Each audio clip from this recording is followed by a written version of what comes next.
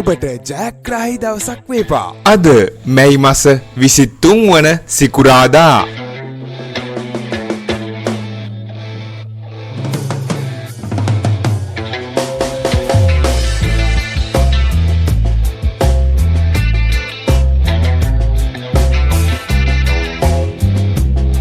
ජයග්‍රාහී අංක දිනපතා නැරඹීමට අපව සබ්ස්ක්‍රයිබ් කර තබා ගන්න.